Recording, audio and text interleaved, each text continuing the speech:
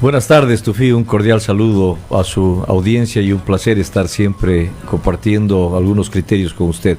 La campaña va bien, yo creo que se ha iniciado una ola de cambio, yo creo que esta ola de cambio es imparable, me parece que Bolivia ha tomado ya una decisión de crear una causa común, una causa para salir de la crisis, una causa para construir una nueva justicia, una causa para fortalecer la democracia tan debilitada por estos gobiernos autoritarios, una causa para poder construir la nueva Bolivia, la nueva estructura hacia el progreso, hacia el bienestar de los bolivianos.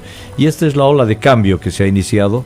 Nosotros creemos que representamos esa ola de cambio, nosotros estamos viendo adhesiones muy importantes que nos llenan de energía y la sentimos en el contacto con la gente, más allá de los números, de las encuestas, de las redes sociales, que ciertamente a esta altura las redes sociales hay que tomarlas con un granito de arena, pero ciertamente con la gente notamos que hay mucha sintonía y mucha esperanza de que se va a producir un cambio en Bolivia para salir de la crisis.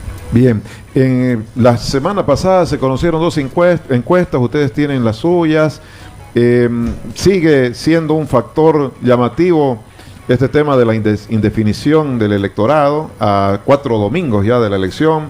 ¿Eso por qué se está dando? Hay quienes dicen que los candidatos no conectan, en el caso de Samuel y de Tuto hay quienes dicen que ya llegaron a su techo. ¿Es realmente así? Y yo creo que no, yo creo que recién se va a dar el proceso de lo que llaman voto útil, de lo que llaman decisión final. Creo que sí hay cierta indefinición todavía, creo que hay vasos comunicantes en la oposición democrática. El dato más irrelevante para mí, el más importante de todos, es que nunca la oposición democrática tuvo un valor tan significativo, y eso está expresando el cambio, y el liderazgo lo tenemos nosotros dentro de ese cambio. Me parece que se va a venir un proceso en el cual se van a sumar muchas adhesiones y se va a decidir un voto claro por la candidatura más potente, la más viable, porque mucha gente presenta propuestas que son propuestas relativamente similares a las que nosotros proponemos, aunque no tienen el grado de profundidad y de estudio que las de nosotros, que empezamos a presentar desde el año pasado, soluciones para Bolivia, para cada región, para cada sector. Sin embargo, existe cierto acercamiento en cuanto a la convergencia de lo que hay que hacer, pero ninguna de ellas tiene algo que es esencial en Bolivia: la capacidad de que se implemente, la implementación y la viabilidad, que eso lo garantiza nuestro equipo, lo garantiza el liderazgo de Samuel y obviamente el conocimiento que hemos desarrollado junto con la gente de lo que hay que hacer en Bolivia. Don José Luis Lupo, candidato a la vicepresidencia por la Alianza Unidad, también en el análisis de estas cifras de tendencias hay quienes dicen el voto oculto, cuidado con él, o el voto también bronca, en este caso por Evo Morales, que en algún momento se pueden alinear y pueden modificar el escenario, haciendo de que inclusive el mismo Marcelo Claure ha dicho hoy pueden ganar en primera vuelta si se une la izquierda. ¿Cómo lo ve? Yo no veo ninguna posibilidad de que ganen en primera vuelta, y creo que ese voto oculto se aproxima más a un voto vergüenza, que no deberían tenerlo. El electorado en su momento optó por apoyarlos, le dio su voto, tuvo una esperanza en ellos, les dio mandato, les dio condiciones y lo defraudaron profundamente, le mintieron, lo engañaron, lo estafaron y se saquearon el país. Hoy día está fragmentado ese voto de la izquierda, creo que ha sido defraudado y que está buscando un nuevo norte, y nosotros siempre hemos dicho, los dirigentes se equivocaron, pero ese electorado es más que bienvenido y obviamente son bolivianos que están sufriendo la crisis tanto como cualquier otro. Por tanto, ese voto vergüenza se tiene que decantar por el cambio también.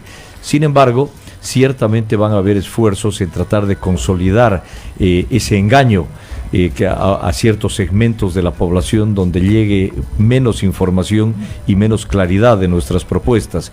Esperamos que no sea así y esperamos que la ola de cambio se consolide también en estos segmentos. José Luis, anoche hubo un debate, ya ha habido otro, siempre ha estado ausente en estos debates presidenciales Andrónico Rodríguez. ¿Por qué cree que se da esta ausencia? Por la misma razón, yo creo que el único que no tiene que estar ausente es él, porque él y su candidata a la vicepresidencia tienen que dar la cara a Bolivia, tienen que enfrentar la realidad y tienen que explicar por qué el país está en las condiciones en que está. qué complicidad han tenido, qué grado de participación. Su candidata a vicepresidenta fue ministra de Economía de Evo, cuando cayó la economía al 2% después del auge económico y empezaron a gastarse las reservas como si no hubiera pasado nada en el mundo hasta que se la acabaron. Deben dar la cara, deben ser consecuentes con esto, deben explicar por qué trajeron al país estas circunstancias y también tienen que explicar qué quieren ahora, porque si son responsables de esta crisis, se presentan ahora ¿para qué? ¿Para más de lo mismo? ¿Para más crisis? ¿Para poder salvar a Evo Morales? Lo dijeron así cuando se presentó Mariana, que dijo que la condición que ponía era que no se actúe contra Evo, no va a hacer nada, hay una orden de aprehensión, la van a ejecutar, más allá de que tengan o no tengan ninguna posibilidad, creo que es su responsabilidad dar la cara al país. Ahora, José Luis, en estos debates están participando 3 candidatos considerados de la oposición y hay cruces de acusaciones en algunos casos. Decía ayer, por ejemplo, Tuto Quiroga, caramba, entre nosotros nos estamos acusando y el ausente no. Esto está perjudicando al propio bloque o no de la oposición y beneficiando a Andrónico Rodríguez. ¿Usted lo ve así o no? Nosotros decimos exactamente lo mismo, o sea, nosotros no atacamos a nadie, nosotros nunca vamos a entrar en la guerra sucia y lo hemos dicho muchas veces porque además hay 2 niveles en esta campaña, la que está de frente y en el aire y la que está por debajo. Nosotros no vamos a participar de la guerra sucia, ante cada ataque vamos a responder con una propuesta y obviamente sabemos claramente que los responsables están ocultando la cabeza como el avestruz y deben estar dando la cara y deben estar presentes no solo en los debates, sino explicando al país qué quieren ahora. Ahora, en el debate de anoche se veía así respuestas de Samuel a Manfred, por ejemplo, ¿no?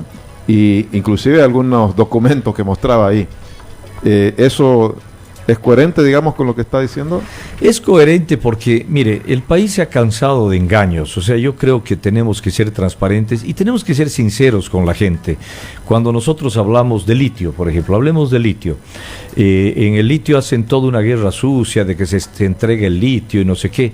La verdad, los únicos que tienen una propuesta entreguista, aunque tampoco va a ser posible, que es lo más chistoso, es la propuesta de Manfred cuando dice voy a vender anticipadamente el litio. ¿Qué significa? Significa exactamente lo que está haciendo este gobierno con el oro. Pone una opción de venta para que entreguemos nuestro oro de aquí a un año al precio de ahora, que es muy bajo y que el oro solo va a subir.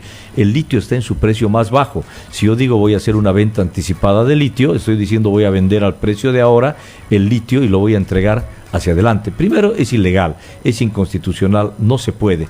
Y todo este asunto del litio cae en saco roto por una razón que se la voy a decir. Tenemos 23.000 millones de toneladas aproximadamente de litio, de las cuales apenas 2 están certificadas. Esas 2 que están certificadas es absolutamente insuficiente para cualquier contrato. Así tuviéramos una ley de litio y una ley de inversiones que no tenemos. Hay que certificar el 90%, solo se ha certificado el 10%, y existen solo 2 empresas en el mundo que lo pueden hacer. Esto va a devorar más de 2 o 3 años. Es decir, que el litio, aunque quiera alguien explotarlo, no va a poder hacerlo. José Luis, Manfred dice, ya tengo las cartas de intenciones de empresas de India, de China, y ya está, dice, es cuestión de cuanto antes. Si es así, entonces el entreguismo estaría ahí y sería ilegal. No hay ley de litio, no hay ley de inversiones, no hay certificación de reservas y sería de espaldas otra vez al pueblo potosino y orureño, cosa que no va a pasar, no lo vamos a hacer y es demagogia pura. Entonces, cuando se entra en ese debate, yo creo que se genera una cierta rispidez porque nosotros también estamos, como todo Bolivia, cansados de las mentiras y creemos que es un momento de ser muy sinceros y muy claros con Bolivia. Justamente, José Luis, ahí es donde aparece también la figura de Marcelo Claure a propósito del litio. Se está interpretando como que él tuviese interés en el litio, que habría una especie de acuerdo con el propio Samuel para este tema a propósito de entreguismo, digamos. ¿Cómo la ve la figura de Claure en ese tema del litio y supuestamente estas versiones de que tendría interés en hacer negocios con el litio y Marcelo y Samuel si es presidente? Otra vez le digo, o sea, eso no es posible simplemente por razones técnicas, pero más allá de eso, jamás haríamos un acuerdo, somos candidatos, no somos gobiernos, no estaríamos en condiciones de entregar absolutamente nada, hay que hacer una nueva ley de litio, una nueva ley de inversiones, hay que certificar reservas y ahí hay que hacer un proceso abierto, transparente con Potosí, con Oruro, para que traigamos al mejor socio que nos permita participar de toda la cadena de valor del litio y no solamente del carbonato, sino también de las baterías. Esa es la intención de hacerlo y de ninguna manera se ha tocado siquiera el tema con el señor Marcelo Claure. Marcelo Claure lo que ha hecho es, él ha dicho que se unan todos los candidatos, cosa que no ocurrió, y después ha dicho, bueno, si no se unen voy a apoyar al que esté mejor, y es exactamente lo que ha hecho. Sin ninguna condición ha brindado su apoyo, como otra gente lo está haciendo para Samuel Doria Medina. Bueno, ha surgido también, entre otras cosas, una nueva polémica hoy, que seguro usted está al tanto, esta afirmación de Manfred de que le ofreció ser su socio por el litio, el desmentido que acaba de hacer Marcelo Claure, y todo este asunto que le habría ofrecido una embajada. ¿Cómo lo ve ese entredicho? No, lo veo como una chacota, ciertamente. No creo de ninguna manera. O sea, Marcelo Claure no es ni va a ser el gobierno, no va a ofrecer un cargo, no va a ofrecer nada, lo ha dicho con total claridad. Bueno, él es el que ha dado esa respuesta, pero sí ya lo veo como una verdadera chacota. Nadie está en condiciones de hacer eso. La única preocupación que tiene, yo creo, todo el pueblo de Bolivia es que tenga una propuesta seria para sacar a Bolivia de la crisis, para construir una nueva Bolivia y para poder encontrar la ruta del progreso. Casi encadenado al anuncio de Marcelo Claure del apoyo a Samuel Doria Medina, surgió esta versión de una reunión con el empresario argentino Bulgeroni, Mario Bulgeroni, y que es Marcos Bulgeroni, y que es socio de Marcelo Claure. Hoy lo reconoció que es socio Marcelo Claure. ¿Hubo tal reunión, José Luis? Reunión hubo, a ver, almuerzo social hubo, no fue una reunión con agenda y mucho menos una reunión secreta. Nosotros no hacemos ninguna reunión secreta, todas son abiertas, todas son con agenda, todas son conocidas, y si a nosotros nos invitan a un almuerzo porque llegó un empresario tan importante como Marcos Bulgeroni, que es dueño de Pan American Energy y que tiene operaciones por toda América Latina y otros continentes, naturalmente que asistimos, y fue una reunión en la que nunca en toda la reunión o en todo el almuerzo apareció el nombre de Marcelo Claure, nunca. Es más, yo ni siquiera sabía que eran socios. De hecho, ¿cuáles fueron los temas? Saber de primera mano qué opina de los temas energéticos, cómo se están moviendo los mercados, qué pasa con el tema del gas. Vaca Muerta es una opción de origen de gas para Sao Paulo, que es también nuestro mercado natural, etcétera, etcétera. Son temas naturales que lo hacemos todo el tiempo. Yo he estado reunido no solamente con empresarios, también he estado reunido con la Central Obrera Departamental, con los gremiales, con los transportistas, con todos los sectores que podamos para seguir construyendo nuestra propuesta. Sí, y a esta reunión fue invitado Samuel Doria Medina, usted, otros candidatos también, o fue una... ¿de quién fue la iniciativa, José Luis? Bueno, la invitación la recibimos del dueño de casa y asistimos ahí. Yo la verdad es que no conocía a mucha gente de la que estaba ahí. Fue un almuerzo grande, social, completo, donde se tocaron todos estos temas, gente especializada en la industria. Nada del otro mundo, absolutamente. Yo creo que esto es sinvergüenzura, ¿no? Tratar de aprovechar agendas así, que es socio de uno, socio del otro, para tratar de decir que hay una agenda. Acá no hay nada oculto, no hay agenda, no hay posibilidades de hacerlo, y todos los temas son completamente transparentes. Lo último sobre el tema Claure, para entrar más a hablar ya de propuesta y esas cosas más esenciales también, ¿no? Pero igual, la figura de Marcelo Claure está en este momento entrando con mayor fuerza en la fase final de campaña. ¿Usted cree que el apoyo de Claure le suma, le resta, o no pasa nada al respecto? ¿Es indiferente? Todos los apoyos suman, y suman mucho, y son apoyos totalmente incondicionales. Lo hemos recibido de personalidades que nos honran, como por ejemplo Carlos Hugo Molina y otra gente que nos apoya directamente. El apoyo de Marcelo creo que es importantísimo, no solamente como referente en Bolivia, sino por lo que significa el boliviano más exitoso globalmente, que tiene conexiones, relaciones, lo que se llama el networking de negocios. No sé cuántos socios tenga, pero estoy seguro que son decenas, es una vitrina que puede poner a Bolivia en el mundo para poder mostrar lo que ofrece el país a los inversionistas. Debe quedar muy claro esto. Mucha gente todavía cree que tenemos una cola de inversionistas tratando de entrar a Bolivia. La verdad es que toda la gente está evitando Bolivia. Nadie cree en Bolivia, no hay seguridad jurídica en Bolivia, hay inestabilidad política en Bolivia y hay incertidumbre. Entonces, enamorar al mundo a que traigan inversiones con tecnología, con capacidad de producir bajo nuestras propias condiciones y reglas, no va a ser fácil y vamos a necesitar claures que nos ayuden a encontrar esos inversionistas. Sí, un puntito que acabo de recordar finalmente sobre este tema. Samuel hoy día en una entrevista con el Correo del Sur de Chuquisaca decía que con Claudia hablaron y mencionaron la posibilidad de que él invierta $1.000 millones, pero 10.000 como grupo. ¿Eso se ha dado? No que yo sé, o sea, seguramente se ha dado, si él lo dijo. Nosotros nunca hablamos de inversiones. Yo con Marcelo estaba apenas 2 veces, una en Boston y otra sí, en esta reunión donde nos dio su apoyo vía Zoom. Entonces, claramente nunca se habló de las posibilidades de que invierta. Todas las inversiones serían bienvenidas, pero él jamás manifestó su intención de invertir directamente en Bolivia. ¿Y va él a apoyar financieramente en la campaña? No, de ninguna manera. Nunca se tocó un tema de esa naturaleza. Nosotros, toda la estrategia de campaña, todos los temas de la campaña están planificados y cubiertos directamente por nuestra estructura. José Luis Lupo, también anoche se conoció un mensaje de Jaime Dunn que propone a los candidatos no socialistas, dice él, asumir su proyecto que contiene 18 puntos. ¿Cómo lo ve? Muy bien, de hecho hubo una respuesta por parte de Samuel, pública también, que seguramente ya salió hace algunos minutos, en la que agradece la propuesta de Jaime, enfatiza sobre las similitudes, coincidencias en la visión que tenemos del país, en la necesidad de destrabar todas estas trampas que han ido siendo puestas por estos 20 años de gobiernos masistas, de tener un país libre, de tener un país próspero, de tener un país donde lleguen inversiones y donde se pueda trabajar.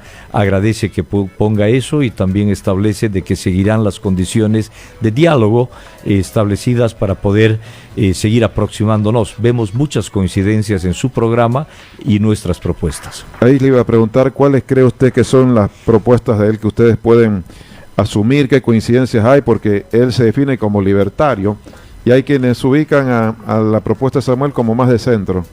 La propuesta política de Samuel es de centro, pero nuestra propuesta económica es clarísima: pro mercado, pro empresa, pro emprendimiento, pro mercado libre, pro inversiones y pro apertura de Bolivia hacia el mundo, cosa que coincide muchísimo con la de Jaime, y obviamente ambas apuntan al principal objetivo, que es destrabar toda esta economía, sacar todas las trampas que se han vuelto extorsiones, que se han vuelto dificultades, que se han vuelto todos los obstáculos para poder emprender, para hacer empresa y para poder ser aplastados por gobiernos que vienen simplemente a lucrar de la extorsión hacia el sector privado.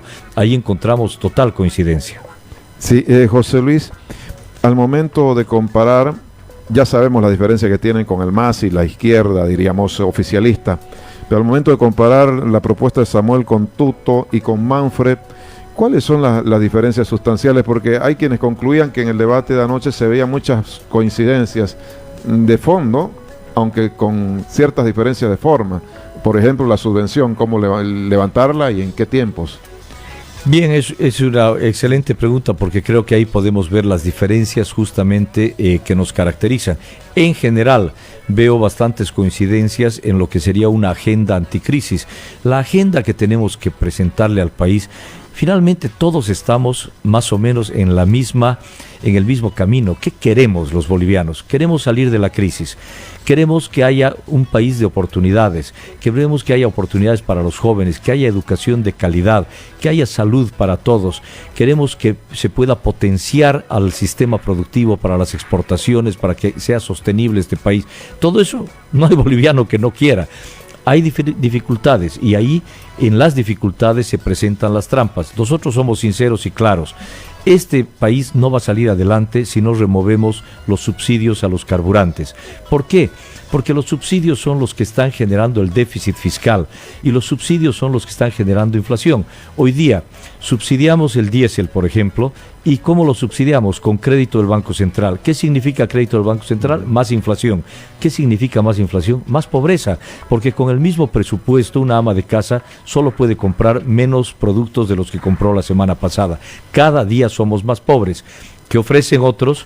Que ofrece, por ejemplo, nosotros hablamos de quitar el subsidio, pero ser prudentes con la gasolina. La gasolina la queremos nosotros hacer en una forma muchísimo más gradual, porque afecta a los precios. No podemos arriesgarnos a que haya un incremento de precios que afecte el bolsillo de los bolivianos. Pero no podemos tampoco caer en trampas demagógicas. ¿Cómo podemos pensar que vamos a traer diésel a 5 bolivianos? ¿Cómo podemos pensar? A ver, se lo pongo así de claro. El diésel ahorita en el mercado internacional cuesta $1, ¿ok?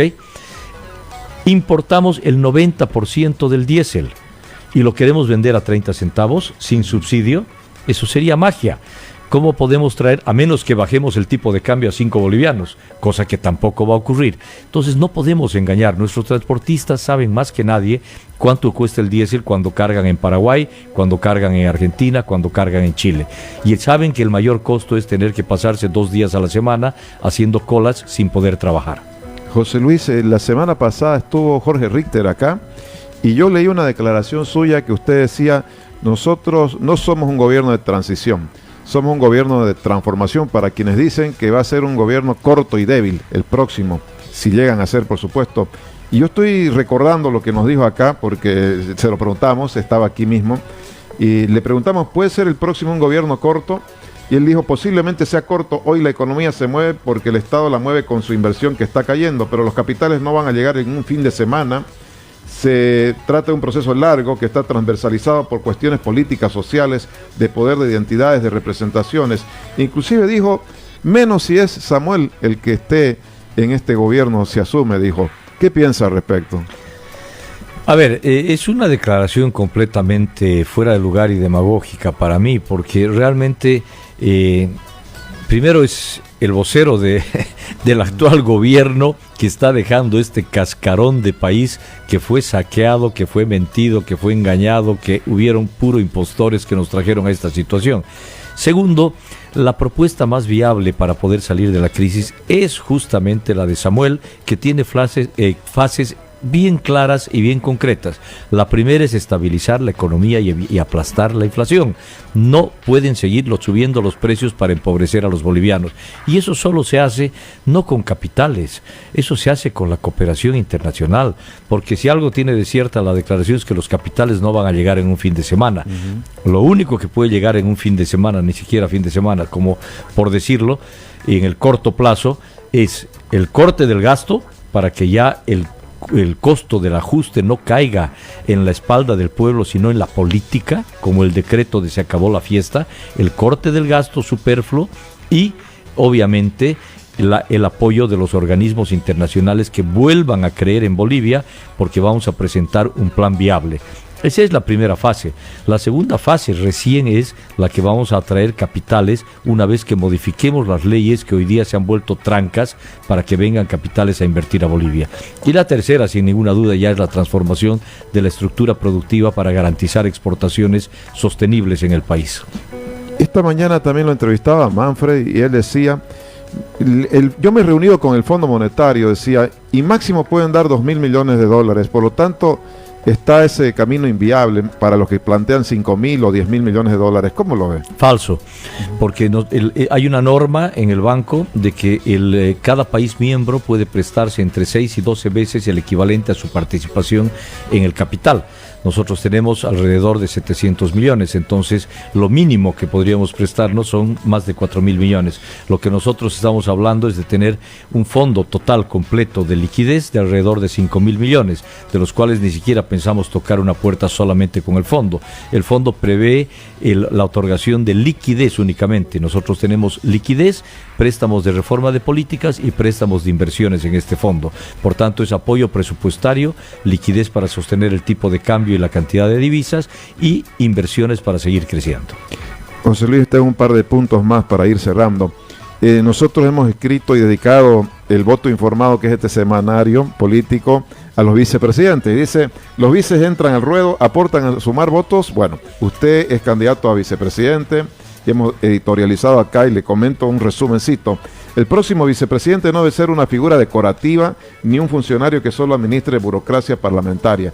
Debe ser un líder con todas las capacidades para reconstruir e incluso reinventar el modelo de gobernabilidad del legislativo que ha quedado obsoleto.